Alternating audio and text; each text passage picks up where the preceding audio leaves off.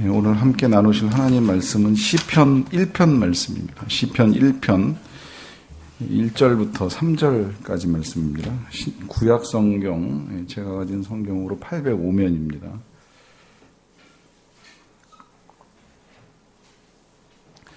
시편 1편 1절부터 3절까지 말씀을 다 같이 한 목소리로 받들어 읽도록 하겠습니다. 복 있는 사람은 악인들의 길을 따르지 아니하며 죄인들의 길에 서지 아니하며 오만한 자들의 자리에 앉지 아니하고 오직 여호와의 율법을 즐거워하여 그의 율법을 주야로 묵상하는도다. 그는 시냇가에 심은 나무가 철을 따라 열매를 맺으며 그 잎사귀가 마르지 아니함 같으니 그가 하는 모든 일이 다 형통하리로다. 아멘. 사람을 직접 만드실 수 있는 우리 하나님께서 아담과 하와를 만들고 난 다음에는 이제 직접 사람을 창조하신 일이 없습니다. 그 이후에는 이 아담과 하와 사람을 통해서 이제 사람을 만들어 가시는 일을 하십니다. 물론 그렇게 하더라도 이제 사람이 이 세상에 태어나고 성장하는 거는 하나님의 계획 속에 진행되는 건 맞는데 이제 그 계획을 실행하는 데 있어서는 하나님이 이 부모를 빌려서 특히 여인의 태를 빌려서 이제 아이를 출산하게 하시고 또 부모의 힘을 빌려서 아이를 양육하는 이제 과정을 만들어 두셨어요. 왜 이렇게 하셨는가는 이제 이 부모가 되면 너무나 자명해지죠. 금방 알게 됩니다. 아이를 키워나가는 과정 중에 이제 하나님과 우리 사이의 관계를 깨닫고 배우는 일이 이제 아주 많습니다. 아이의 출생으로부터 성장에 이르기까지 이런 일련의 과정들이 다 보여줘요. 제 친구 중에는 이 신학교 입학할 무렵에 이 아이를 이제 낳게 된 친구가 있었는데 이제 그 친구가 그때 그런 고백을 하더라고요. 이 출산의 과정을 통해서 이 모세의 홍해 사건을 경험했다. 이제 이런 표현을 사용하더라고요. 처음엔 저도 그게 무슨 말인가 이렇게 생각을 했는데 출산의 과정이 여인에게 있어서는 이제 굉장히 큰 고통의 사건이잖아요. 근데 그 고통 가운데 이제 한 생명이 나오는 역사가 나타나는 건데 홍해 사건이 그런 거죠. 그러니까 하나님이 이스라엘이라고 하는 민족을 새로 태어나게 하기 위해서, 새로 만들기 위해서, 출생시키기 위해서 그 산고의 고통과도 같은 고통을 이 애굽에 재앙 내리고 이제 이 홍해를 건너게 하시는 사건으로 치르셨다. 이제 그걸 묵상하게 되었다. 이제 이런 말씀을 나누는 겁니다. 이런 식으로 이제 우리가 이 자녀와의 관계 속에서 겪어나가는 일들이 이 하나님께서 우리를 다루시는 이제 여러 가지 것들을 배울 수 있게 해주는데 이제 그 중에 한 가지가 지금 우리가 배우고 있는 이 하나님의 음성을 듣는다고 하는 것이 아이가 부모를 통해서 언어를 배우는 과정하고 똑같아요. 하루아침에 부모의 말을 알아듣는 아이는 없습니다. 시간이 필요해요. 뭐 짧게는 한 1, 2년, 길게는 한 4, 5년 시간이 지나야 아이의 귀가 열리고 이제 그 열린 귀로 이 부모의 말하는 것을 알아듣기 시작을 하는 거죠. 그러하기 때문에 우리가 하나님의 음성을 듣는 거 한 번 해보고 한 주 해보고 어쩌다 한 번 배워보고 이거 진짜 잘 되네 안 되네 속단할 일은 아니라는 거예요. 시간이 좀 필요해요. 시간이 걸리는 일이라고 생각을 하시고 좀 느긋하게도 생각을 하셔야 되고 그러면서도 또 한편으로는 꾸준하게도 이 일을 하셔야 될 필요가 있다는 거예요. 아이가 입이 터지기 위해서 수만 단어를 반복해서 들은 다음에 그 언어가 입술에서 나오는 것처럼 우리도 하나님이 우리에게 말씀하시는 것에 익숙해지려고 하면 시간이 필요하다라고 하는 것입니다. 그렇기 때문에 절대 조급하게 생각하실 일은 아니고요. 그런데 이제 그것은 아이가 유아기 때 이제 보여주는 현상이라고 할 수 있다면 이제 그 유아기를 지나서 어느 정도 아이가 말을 알아듣고 이제 대화가 되는 이제 나이에 접어들잖아요. 특히 뭐 말은 배웠지만 또 뭐 입 벌려 엄마 아빠를 찾기는 하지만 아이하고 모든 대화를 다 나눌 수 있는 상황은 아니잖아요. 뭐 요즘 같이 이제 오늘 뭐 북한의 특사가 파견이 됐는데 이제 이 문제를 어린 애기 뭐 지금 뭐 주와 같이 한 5살 이렇게 되는 아이 데리고 넌 어떻게 생각하니 이제 물어보면 웃기는 이야기가 되는 거잖아요. 자, 아이가 말을 들을 수 있고 할 수 있어도 이 아이하고 충분히 대화를 하고 나누는 데에는 또 시간이 이제 필요합니다. 이 아이가 더 성장을 해줘야 돼요.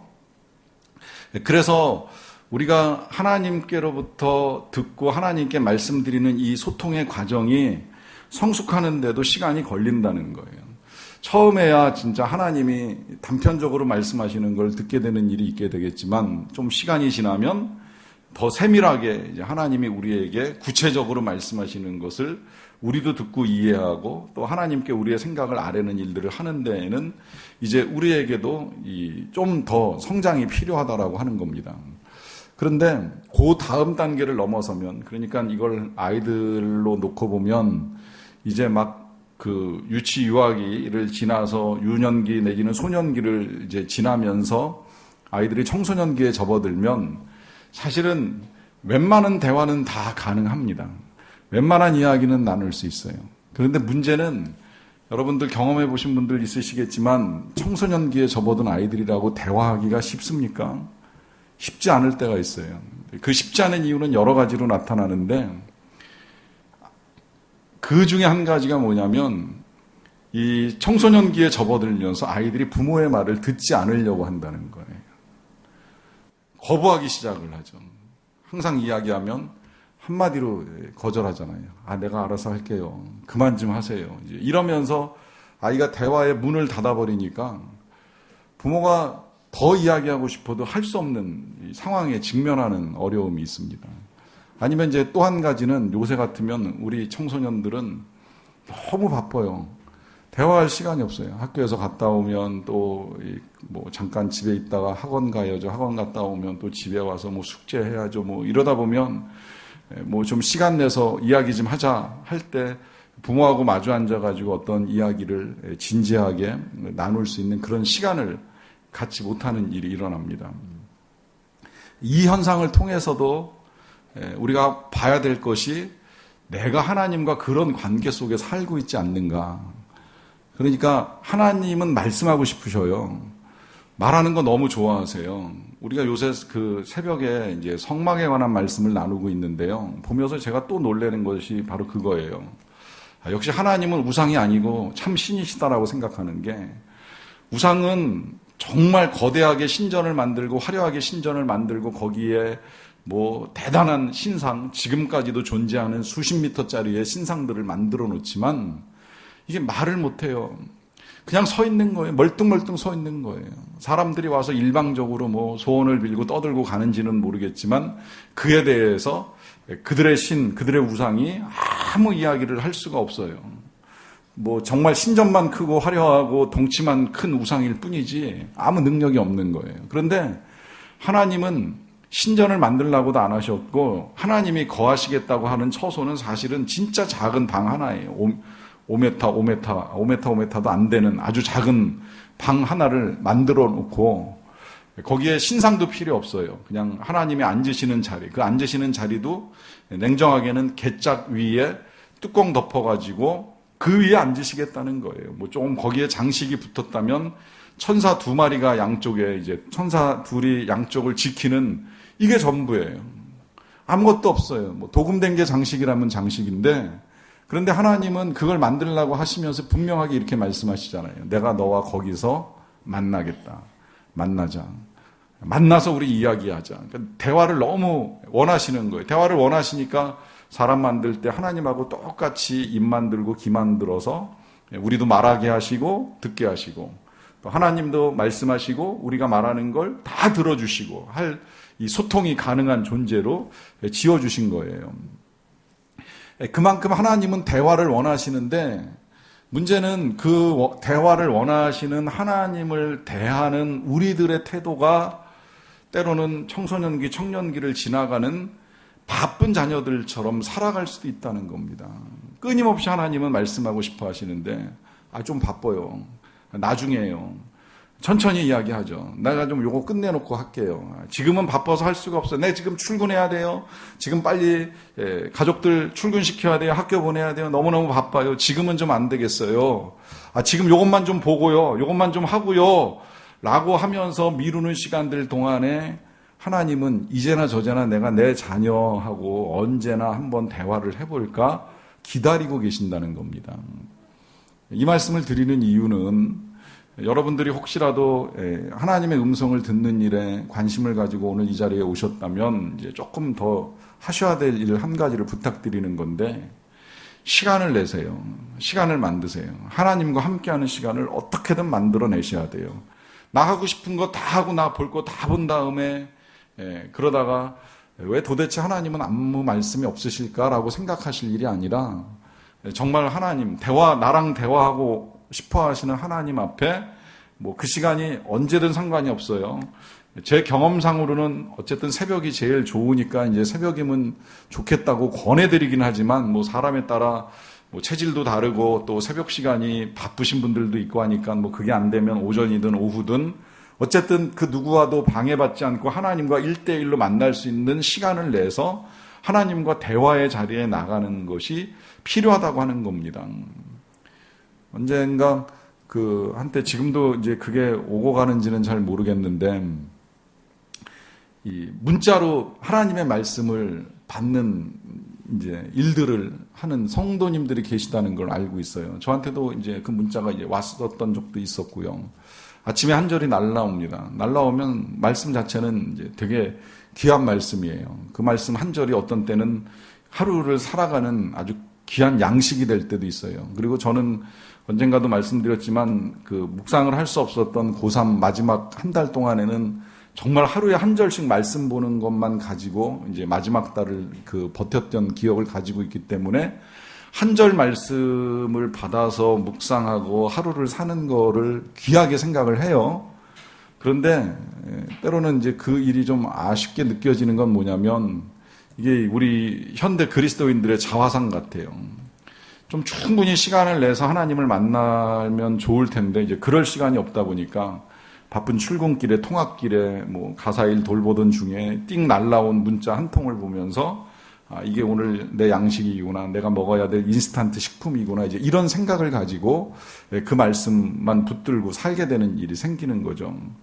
이제 거기서 조금 더 발전시키자고 말씀을 드리는 겁니다. 기왕이면 좀 시간을 내서 어느 정도의 시간일지는 모르겠지만 딱 정해놓고 1시간 할 수는 없겠지만 1시간이 어려우면 30분, 30분이 어려우면 15분만이라도 정말 하나님과 마주 앉아서 대화하는 시간을 가져보시는 것이 어떻겠는가 하는 말씀을 드리는 거고요. 자, 이렇게 이제 시간을 낼 때에 시간만 내는 것으로는 이제 안 됩니다. 그렇기 때문에 이제 지난 시간에 제가 몇 가지를 더 말씀드리는 일이 있었는데, 시간을 내시고 이제 그 다음에 하셔야 될 일은 마음을 열어야 되는 거예요. 여기서 마음을 연다는 걸 마음을 비운다고도 제가 말씀을 드렸고, 마음을 비운다는 건 내 생각을 내려놓는 것을 말합니다. 내 생각을 일단 완전히 내려놓고 하나님이 나에게 뭐라고 말씀하시는가를 듣는 거예요. 자, 이걸 통상적으로 요새 이제 경청이다 이렇게 말을 많이 하는데요. 이 부분도 실은 훈련이 필요해요. 특히 이 부부관계뿐만이 아니라 실은 자녀와의 관계에서도 대화를 나눌 때 저도 잘 몰랐던 것 가운데 한 가지인데, 경청을 하고자 하면 상대방이 말할 때에는 내 생각을 하지 않고 있어야 됩니다. 상대방의 말만 들어야 됩니다. 지금 이 사람이 무슨 말을 하고 있고 왜 그 말을 하는지만 생각을 해야지, 그 말을 하는 동안에 요 말이 끝나기가 무섭게 내가 이 대답을 해야지라 그러면 경청 아니에요. 그거는 경청 안 한 거예요. 집중을 했는지 모르겠지만 경청을 안 한 거예요. 경청은 내 생각은 그냥 다 버리는 거예요. 완전히 버리는 거예요. 일단 상대방의 이야기를 일방적으로 듣는 거예요. 마음에 안 들어도 듣는 거예요. 들으면서 이렇게 생각하는 거예요. 아, 이 사람의 마음이 지금 이렇구나.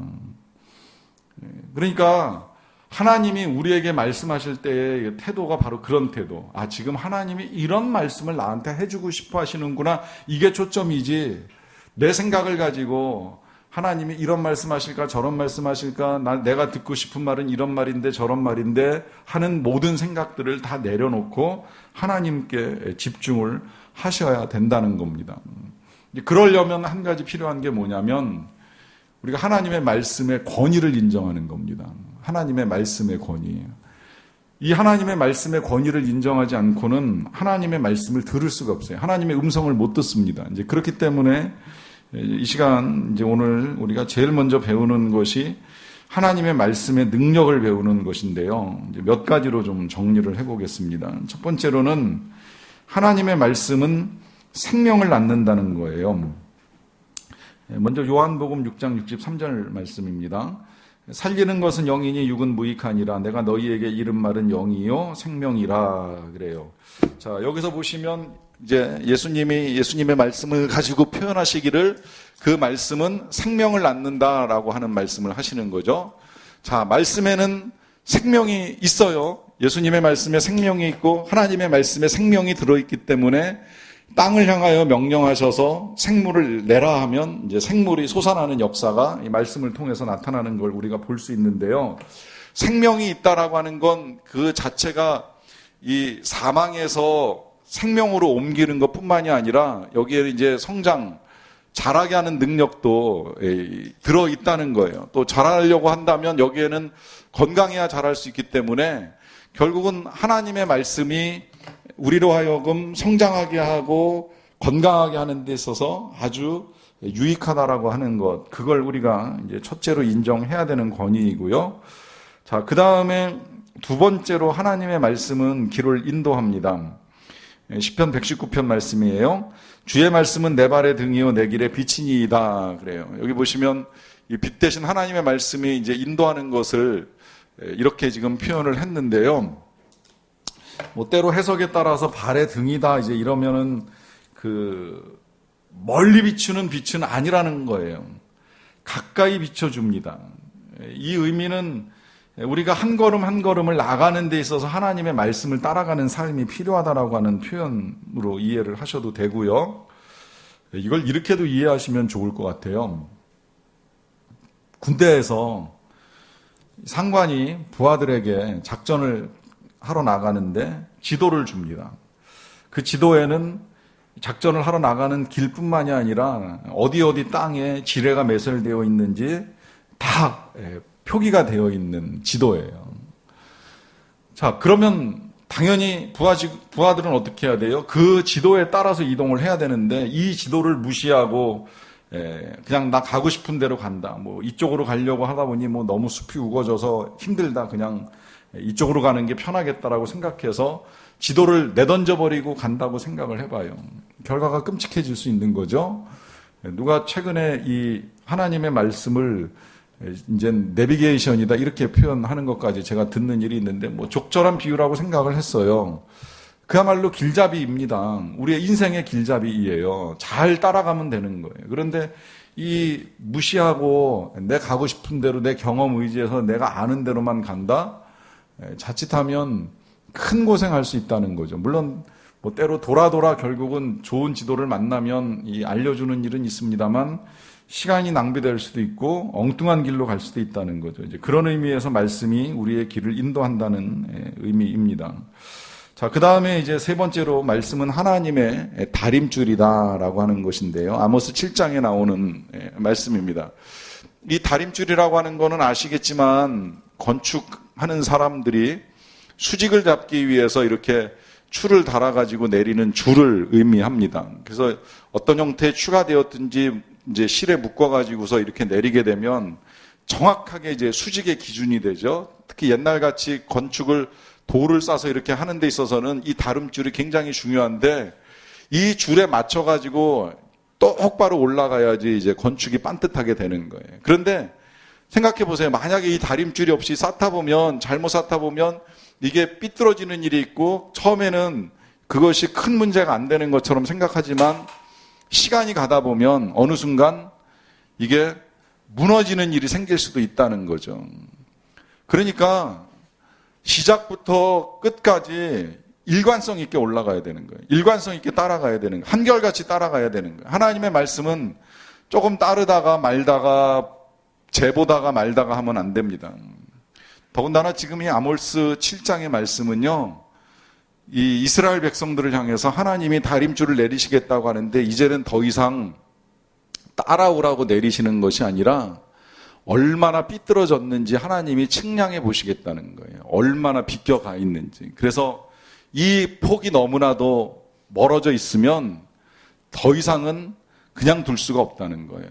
사실 그렇죠. 이렇게 건축이 됐고 그것이 다림줄을 벗어나서 끼우러져 있는 걸 그냥 놔두면 어떻게 돼요? 건물 안에 있는 사람들이 다칩니다.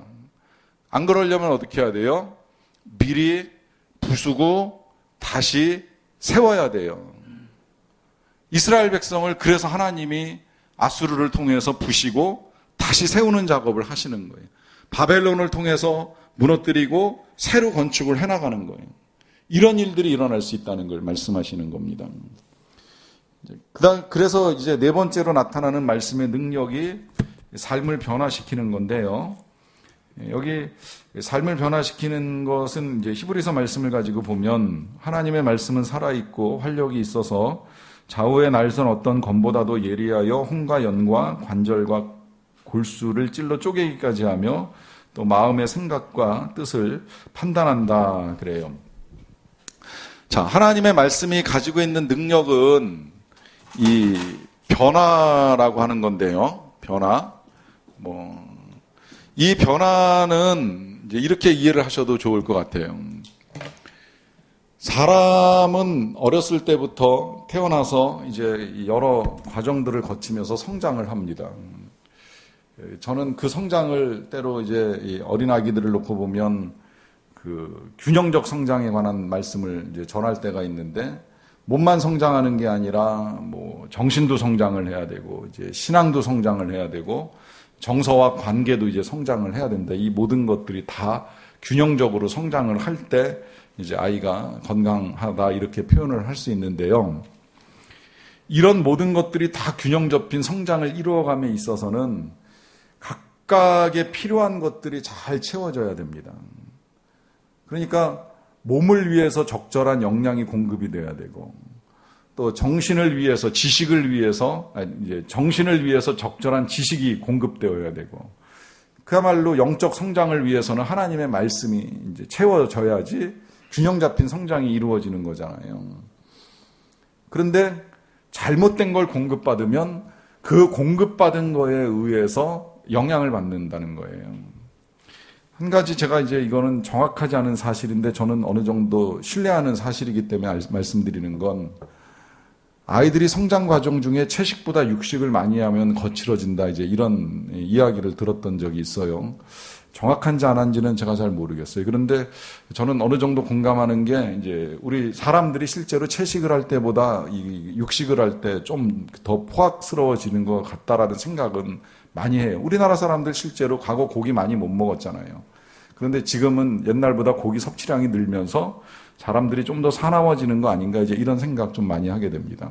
그런데 그거보다 이제 더 확실하게 이 아이들이 그 거칠어지는 요인으로는 이 게임이나 매체에 특히 음란물 같은 거에 이제 노출이 많이 되면 이 아이들이 되게 성격이 폭력적으로 된다 이제 이건 뭐 틀림없는 사실이죠.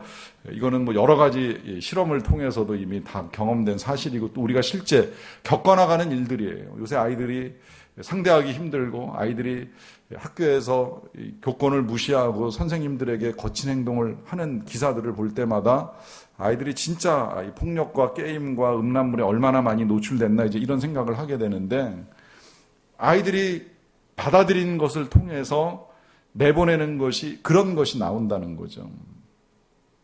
그러니까 이 아이들이 뭘 받아들이느냐라고 하는 것이 참 중요한데요. 그래서 어느 강사가 왜 그 사람을 만나려면 이제 모국어가 예쁜 사람 만나라 하는 이제 강의 들어보신 분 계실 거예요. 모국어가 예쁘다는 건 부모, 그야말로 이제 어머니의 언어, 부모의 언어를 좋은 이야기를 많이 듣고 자란 사람을 만나면 좋다 이제 이러는 겁니다. 생각해보면 진짜 그래요. 아이들의 언어 습관이라고 하는 게 많은 부분 부모님에게서 제일 먼저 배웁니다. 그리고 이제 좀 성장하면 이제 친구들을 통해서 배우잖아요. 그렇기 때문에 예쁜 언어, 좋은 언어들을 많이 배운 사람들의 입에서 나오는 언어가 예쁘다는 거예요. 좋다는 겁니다. 그런데 안타깝게도 이제 성장 과정 중에 뭐 부모로부터 이 좋은 언어를 배울 수 있는 시간을 많이 갖지 못하면서 성장한 사람들이 있을 수 있는데요. 그렇기 때문에 우리에게 필요한 것이 하나님의 말씀, 하나님의 음성을 계속 듣는 훈련의 필요성을 다시 한번 확인하게 되는 겁니다. 하나님은 절대 우리에게 거칠게 말씀하지 아니하십니다. 혹 그렇게 말씀하시는 일이 있더라도 하나님이 이제 인격적으로 우리를 다루시는 분이시기 때문에 그 하나님께로부터 듣는 일이 우리에게 진행이 되면 그것이 우리로 하여금 선한 변화들을 이루어갈 수 있다는 거예요. 특히 이 변화에 있어서 사람은 그 변하는 부분과 안 변하는 부분이 있어요. 그걸 이제 기질과 성품으로 구분을 하는 일이 있는데, 기질은 안 변해요. 기질은 그야말로 이제 유전적으로 타고난 그 집안의 성격이기 때문에 웬만하면 잘 안 변해요. 그리고 하나님도 그거 안 바꾸세요. 그냥 기질대로 쓰세요. 모세면 모세, 뭐 바울이면 바울, 베드로면 베드로, 갖고 있는 기질대로 사용을 하시는 거예요. 그러나 내가 태어난 게 그런 기질이라고 하더라도요, 성품은 변해야 됩니다. 이건 하나님이 원하시는 것이고 또 우리가 당연히 해야 될 일이기 때문에 성품은 변해야 되는데, 이 성품이 어떻게 변할 수 있느냐라고 하는 건 하나님의 말씀을 들음으로 인해서 가능하다라고 하는 거예요. 그래서 하나님의 말씀이 때로 우리의 혼과 영과 관절과 골수를 찔러 쪼개기까지 하면서 우리의 마음을 바꿔주실 때 우리 안에 변화가 일어날 수 있다는 걸 의미합니다. 그 다음에 이제 다섯 번째로는 말씀에는 약속이 있다라고 하는 것입니다. 하나님의 말씀에는 약속이 있습니다. 요한복음에는 예수님이 이런 말씀을 하셨어요. 너희가 내 안에 거하고 내 말이 너희 안에 거하면 무엇이든지 원하는 대로 구하라. 그리하면 이루리라. 예수님의 분명한 약속의 말씀입니다. 뭐 성경 전체가 약속인 건 설명을 더 안 드려도 될 것 같은데, 오래된 약속, 구약, 새로운 약속, 신약이라고 할 만큼 성경 전체는 약속이고, 하나님은 항상 먼저 말씀하시고 그 약속대로 이루시는 하나님이시죠.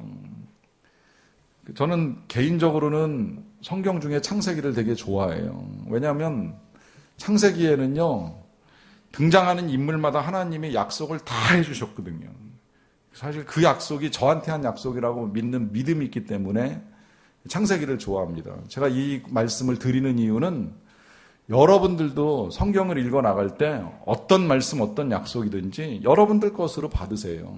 하나님이 아담과 하와 만들 때 제일 먼저 약속하셨잖아요. 생육하고 번성해라, 충만해라, 다스리라. 이제 이 약속으로부터 시작이 되는 거예요. 그리고 범죄하고 난 다음에도 나중에 여자의 후손이 뱀의 머리를 깰 것이다 라고 하는 약속을 통해서 우리 그리스도인들이 사단의 권세를 이기고 승리할 거 약속을 해주셨어요. 또 노아에게도 똑같이 생육하고 번성하라는 약속을 해주셨고, 이제 그 다음 만나는 아브라함에게 너는 복이 될지라라고 하면서 너를 축복하는 자에게 내가 복을 내리고 너를 저주하는 자에게 내가 저주할 것이라고 하는 분명한 약속을 주셨는데, 그 약속을 우리가 붙들고 살아가는 거예요. 누구든 나한테 축복하면 복받을 것이고 날 힘들게 하면 저주받을 것이다. 그건 하나님이 하실 것이라는 믿음을 가지고 살아가는 겁니다. 뭐 이후에 먼 길을 떠나는 야곱에게 하신 약속이나 혹은 요셉에게 꿈으로 보여주신 약속이나 모든 것들이 다 하나님이 우리에게 주신 약속이라고 하는 겁니다. 그렇기 때문에 이 약속을 우리가 믿는 믿음을 가져야 되는데, 어떻게 믿으셔야 되냐면 그 약속은 성취된다는 거예요. 이사야서 55장 11절 말씀입니다. 내 입에서 나가는 말도 이와 같이 헛되이 내게로 되돌아오지 아니하고 나의 기뻐하는 뜻을 이루며 내가 보낸 일에 형통함이니라 그래요. 하나님의 입에서 나가는 어떤 말도 절대 헛되이 돌아가는 건 없고 반드시 하나님의 기뻐하시는 뜻을 이룬다 그럽니다. 그 이룬 결과가 뭐냐면 그 결과 형통이라 이렇게 지금 표현을 했는데요.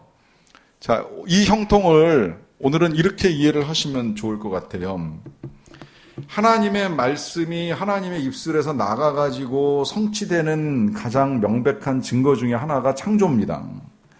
있으라 명하시면 이루어지잖아요. 빛이 있으라 빛이 생겨나요. 해와 달과 별과 별이 생겨라 그러면 생겨나요. 뭐 바다가 만들어지라고 하면 만들어져요. 뭐 식물이 솟아나라 그러면 식물이 솟아나는, 이 모든 하나님의 말씀은 반드시 성취가 되는데, 그 성취를 이루고 난 다음에 하나님의 반응 아시죠? 뭐라 그러세요? 심히 좋다. 보시기에 좋다. 이겁니다. 이 형통이라고 하는 거 여기서 의미는 결국은 하나님이 말씀하시고 이루시는 모든 일은 다 좋은 일이고 선한 일이라는 거예요. 귀한 일이라는 거예요. 하나님 보시기에 아주 좋은 일이죠. 그런 일들이 이루어진다는 거예요. 그래서 우리가 말씀의 권위를 인정할 수가 있고요.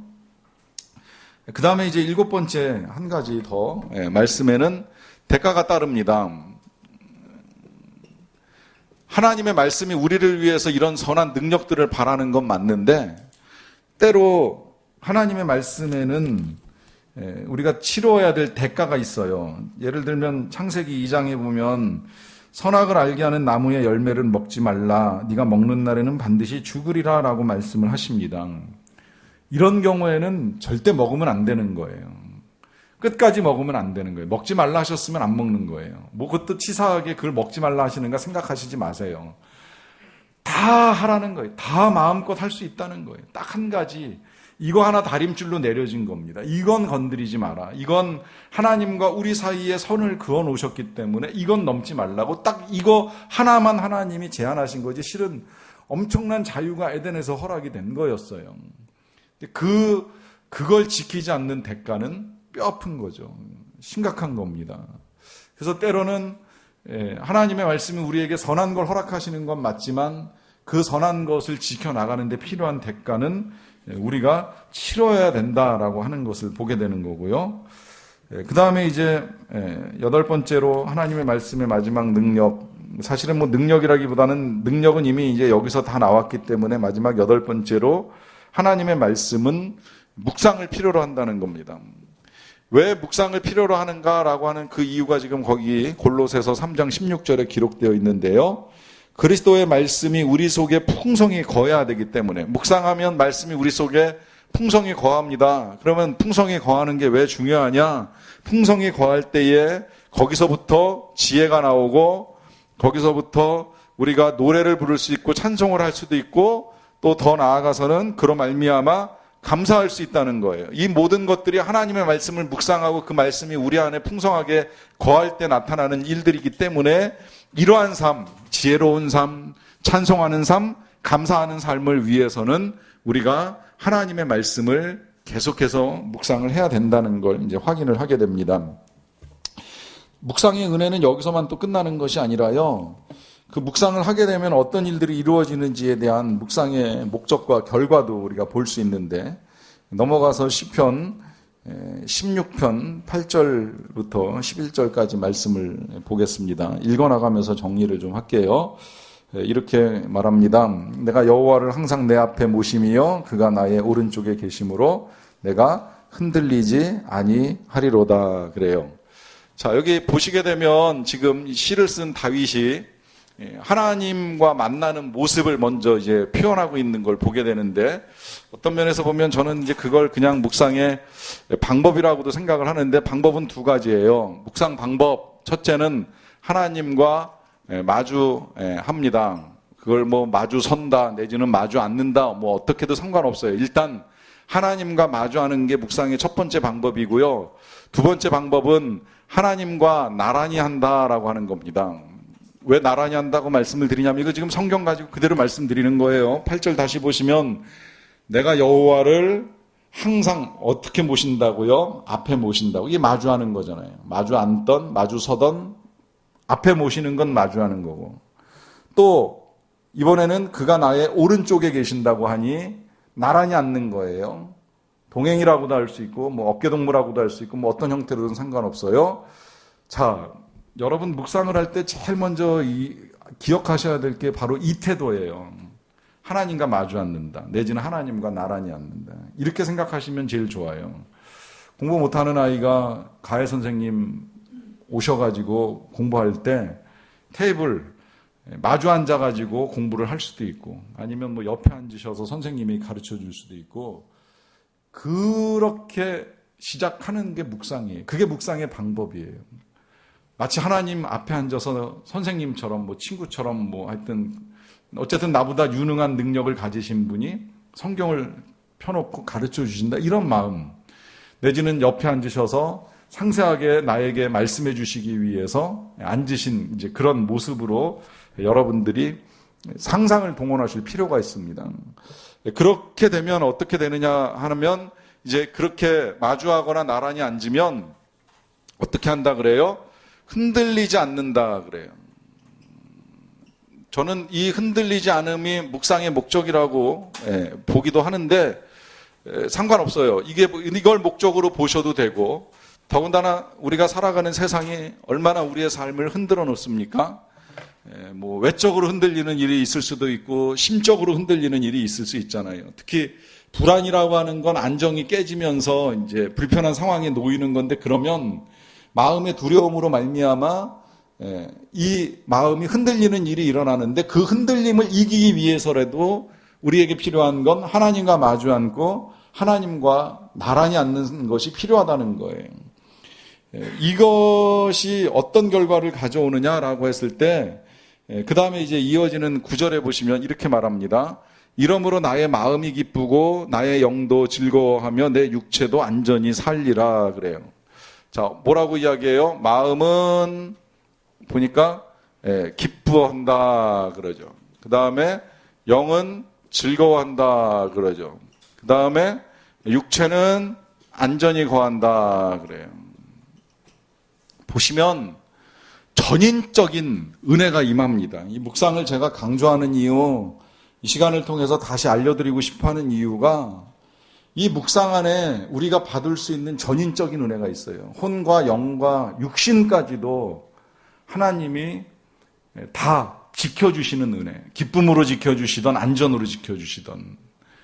여러분, 우리가 묵상을 하고 하나님의 음성을 듣는 거에 예민해지면요, 이게 그냥 단순히 뭐 마음이 좀 기쁘다, 뭐 내 영혼이 오늘 좀 거룩해진 것 같다의 수준이 아니라요, 하나님이 어떤 때는 삶의 길도 인도하세요.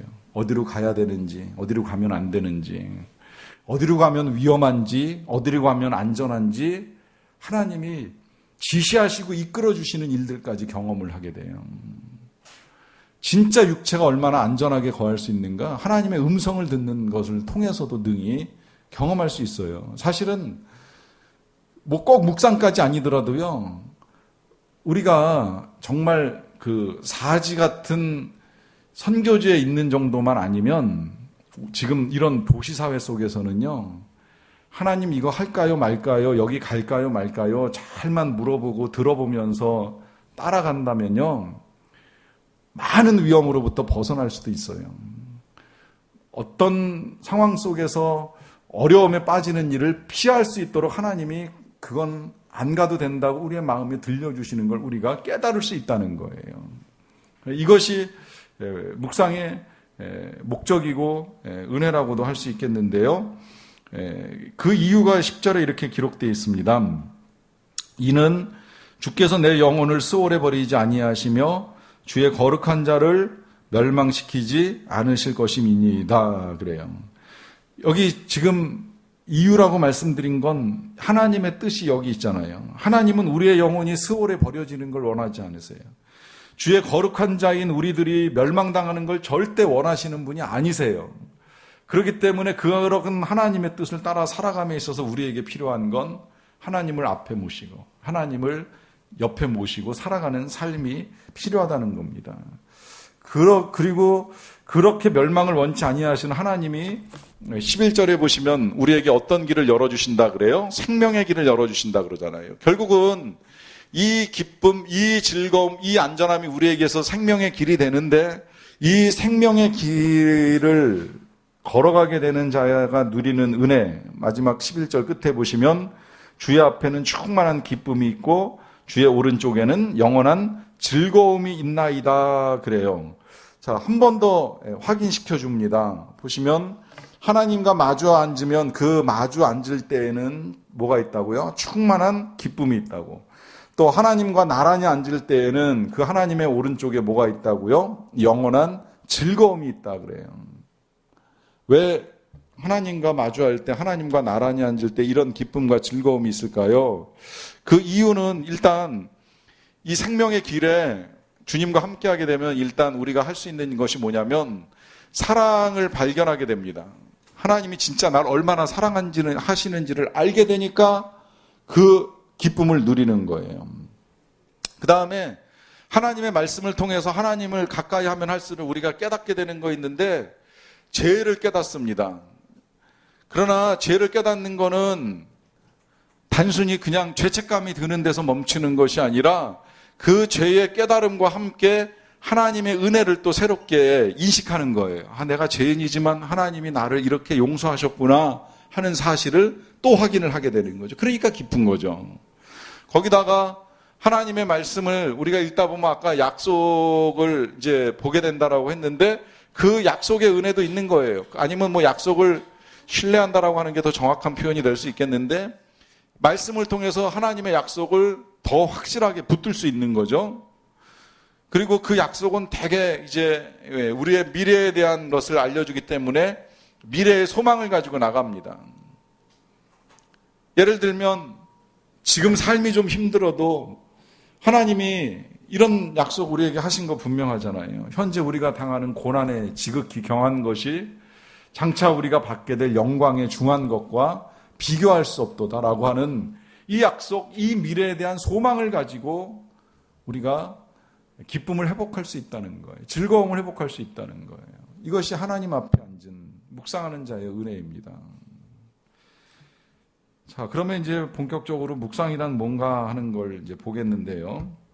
오늘은 시간 관계상 묵상의 의미까지만 이제 보고 마치려고 하는데요.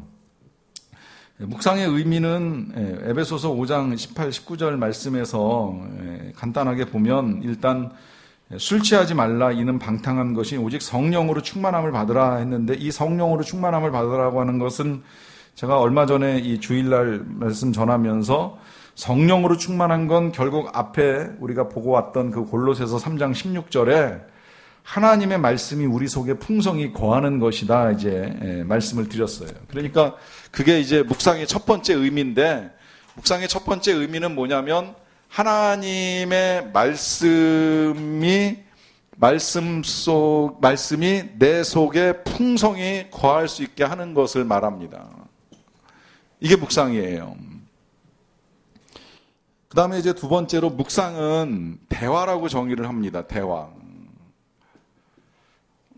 그동안에 여러분들이 묵상을 어떻게 이해하셨는지는 잘 모르겠지만 오늘 제가 말씀드린 내용을 가지고 고정관념도 좀 깨셨으면 좋겠고 잊지 마셨으면 하는 부탁을 드리는 건 묵상은 성경을 펴놓고 오늘 하나님 나에게 뭐라고 말씀하시는가를 듣기 이전에 먼저 하나님과 마주 앉는 거예요. 하나님과 나란히 앉는 거예요. 그리고 대화하는 자리입니다. 물론 그 대화가 처음부터 익숙하지는 않겠지만 하다 보면 가능합니다. 그리고 그 가능한 것이 성경을 읽어 나가는 과정 중에 기록도 그렇게 해갈 수 있어요.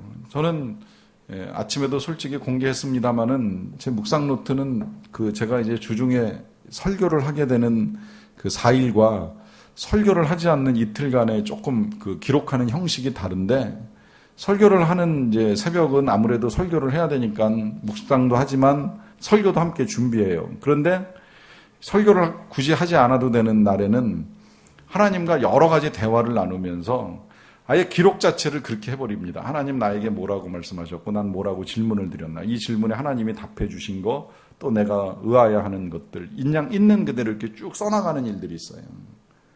이 써나가는 작업이 힘들지 않은 건 이제 많이 익숙해진 거예요. 여쭤보고 들어보고 하는 일들이. 이걸 제가 지금 여러분들한테 공개하는 이유는 한 가지예요. 기록을 하실 수도 있고 못 하실 수도 있고 들을 수도 있고 못 들을 수도 있지만 잊지 마셔야 되는 건 묵상은 사람과 사람이 이야기를 나누는 것처럼 우리가 하나님과 편하게 마주 앉는 대화의 자리라고 하는 걸 먼저 기억하시라는 거예요.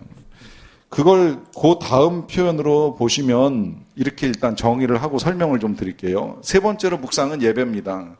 이때 예배라는 거는 어떤 형식을 가지고 찬송 부르고 기도하고 성시 교독하고 성경 읽고 하는 그런 예배가 아니라 엄밀하게 말하면 예배는 드리는 거잖아요. 하나님께 드리는 거잖아요. 감사를 드리던 기도를 드리던 아니면 내 마음을 드리던 어떤 것을 드리던 이 모든 것들을 드리는 게 예배예요.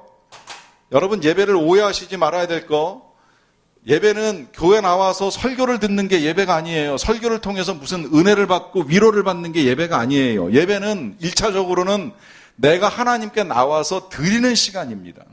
내 시간을 드리고 마음을 드리고 정성을 드리는 시간이 원래 예배예요. 내가 드리는 게 예배지 받는 게 예배는 아니라는 거예요. 이런 말씀을 드리는 이유는 뭐냐면 묵상의 시간도요. 받는데 자꾸 초점을 맞추지 마세요. 일단 내 마음 열고 내 빈 마음 들여서 하나님이 주시면 감사함으로 받고 안 주시면 못 받을 수도 있다고 생각을 하시면 되는 거예요. 때로 하나님이 우리의 예배든 우리의 묵상이든 간에 어떤 날은 진짜 폭포수 같은 은혜를 주실 때도 있고요. 어떤 날은 정말 신락 같은 은혜를 주실 때도 있어요. 저는 한때 이것 때문에 되게 힘들었어요. 예배를 인도하고 말씀을 전하는 입장에서는 매주일이 진짜 폭포수 같은 은혜가 임했으면 좋겠다고 소망하고 기도를 드리는데 어떤 날은 이렇게 하다 보면 꼭 신락 같은 은혜가 임하는 듯한 느낌이 들 때가 있는데요. 그게 사실 목회자로서는 되게 힘든 일이 되는 거죠. 그런데 잘못 생각했다는 걸 알았어요. 신락 같은 은혜를 주시던 폭포수 같은 은혜를 주시던 그건 하나님의 주권이고 나는 그 자리에서 내 마음을 드리면 되는 거예요. 내 감사와 기쁨을 드리면 되는 거예요. 그리고 주님이 내 옆에 계시면 되는 거예요. 내가 주님 마주 앉아서 예배하면 되는 거예요. 내가 강단에 섰을 때에 성도들 마주하기 이전에 내 앞에 계시는 예수님을 먼저 보는 게 더 중요한 거예요. 그래서 그 예수님이 나에게 신락 같은 은혜를 주시던 폭포수 같은 은혜를 주시던 그건 상관없어요. 그건 하나님이 하실 일이고 저는 제가 드릴 수 있는 최선을 드리는 거예요. 그래서 찬양 한 구절도 정성을 다해서 불러드리고 또 기도 한 구절 한 구절에 같이 마음 담아서 하나님 들으실 수 있도록 저 자신을 올려 바치는 일이 훨씬 더 중요하다는 겁니다. 여러분 묵상 시간에 오늘 하나님이 이거 가지고 나한테 뭐라고 말씀하실까? 그게 중요한 것이 아니라는 거예요. 그냥 내가 시간을 내어드리고 하나님이 말하실 수 있는 시간을 좀 내드리고 하나님과 함께하는 것이다. 이 생각이 먼저 필요하다는 걸 말씀드리는 겁니다. 그 다음에 이제 네 번째로 묵상은 기도라고도 말할 수 있겠는데요. 이 기도를 이렇게 이해하시면 편해요. 말씀을 가지고 하는 기도다 하는 겁니다. 예를 들면 오늘 우리가 지금 시편 1편 말씀을 봤잖아요. 그냥 이렇게 기도문을 써내려 가셔도 돼요. 복 있는 사람은 하나님 제가 복 있는 사람이 되게 해주세요.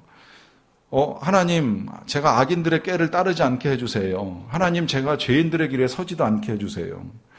쭉 그냥 기도하시면 되는 거예요. 사실은 이거보다 더 잘 드리는 기도가 어디 있겠어요. 말씀대로 기도하는 건데 내가 말씀대로 살겠다는 건데 그러니까 묵상이 어려우면 묵상을 가지고 기도를 만드시면 돼요. 그리고 지금 이제 이 시대는 이제 말씀 묵상 기도라고 해서 그 부분을 굉장히 강조합니다. 그냥 기도하지 말고 말씀 붙들고 기도하자 이제 이렇게 주장을 많이 하는데 어렵게 생각하지 마시고 이 말씀 속에 내가 어떻게 기도를 만들까 하고 기도를 써내려가면 그게 묵상이 된다는 겁니다. 그런데 마지막입니다. 5번에 보시면 또 한 가지 뭐라고 이야기하냐면 묵상은 바라보는 것이다 그래요. 뭘 바라볼까요? 뭐 너무 당연하죠. 첫째로는 하나님을 바라보는 거예요. 하나님. 그 다음에 여기서 하나님을 바라본다라고 하는 건 하나님의 성품과 인격을 바라보는 겁니다. 이 하나님의 성품과 인격을 바라보는 것이 중요한 건 나중에 이번에 할 기회가 있을지 모르겠는데 아마 거기까지 가는 건 좀 어려운 것 같은데 우리가 하나님의 음성을 듣고 이제 검증하는 단계에 가면 이게 하나님의 생각인지 내 생각인지 하나님의 뜻인지 내 욕심인지를 판단하는 데 있어서 첫 번째 검증 기준이 하나님의 성품에 일치하는가를 보면 됩니다. 하나님의 사랑, 하나님의 자비, 하나님의 정의, 공의, 거룩 이 성품에 일치하느냐를 제일 먼저 이제 내가 들은 음성을 검증하는 단계에서 쓰게 되는데 그걸 하려면 우리가 말씀을 통해서 하나님이 어떤 분이신지를 배워나가는데 초점을 맞추는 게 필요하다는 거예요. 그 다음에 이제 뭘 해야 되냐면 하나님께서 하신 일을 보는 겁니다. 자, 이런 것을 먼저 보는 거예요. 자, 여러분 묵상을 할 때 그렇게 보는 경우가 있어요. 예를 들면 조금 전에 봤던 그 시편 1편 같으면 악인들의 꾀를 따르지 아니하는 거니까 내가 절대 악인들의 꾀를 따라가면 안 되는구나 이제 하면서 내가 뭘 해야 되느냐라고 하는 것에 초점을 맞추는 일이 있을 수 있는데, 물론 그 적용은 묵상에 있어서 중요한 요인이긴 하지만 우선적 요인은 아닙니다. 일단 제일 먼저 해야 되는 건 하나님이 어떤 분이신지를 아는 게 필요하고, 그 하나님을 알 때에 우리가 우리의 존재를 확인하게 됩니다. 그 하나님께 있어서 내가 어떤 존재인가, 이 존재의 확인이 되고 난 다음에 그 다음에 이제 우리가 해야 되는 사역이 확인되는 거예요. 우리가 뭘 해야 될 것인가라고 하는 것이 확인돼야 되는 겁니다. 순서는 이거예요. 여러분, 이 그리스도인의 삶은요, 이렇게 진행이 되는 겁니다. 하나님을 모르고서 하는 건 세상 사람들도 할 수 있는 거예요. 제일 먼저 필요한 건 하나님을 아는 거고, 그 하나님을 알므로 인해서 우리의 존재를 확인하는 거고, 우리의 존재가 확인된 다음에 그럼 내가 이제 어떻게 할까 하는 질문 앞에 사역이 나오는 거예요. 예를 들면 지금 좀 전에 보았던 그 1편 말씀 보시면 복 있는 사람은 그랬잖아요. 여기서 확인되는 하나님의 성품은 뭐예요? 우리가 복된 존재가 되기를 원하세요. 우리에게 복 주는 걸 너무 기뻐하세요. 우리가 복되게 살기를 너무 바라고 계세요. 그래서 생각해 보니까 창세 때 복 주셨고 아브라함에게 복 주시고 계속 복을 주시는 하나님이시잖아요. 이 하나님 앞에 그럼 나는 누구예요? 복 받을 사람이에요. 복받은 인생을 살아가라고 하나님이 만드셨어요. 복받은 인생을 살아가라고 택했었어요. 우리의 존재가 그런 존재예요. 그러고 나서 그럼 어떻게 해야 될까? 마지막 질문이 이 사역을 확인하는 건데, 그러다 보니 죄인 따라가지 않고 악인 따라가지 않고 오만한 자 따라가지 않는 거구나. 이게 마지막에 나오는 겁니다. 이제 이런 묵상들을 통해서 하나님을 만나는 겁니다.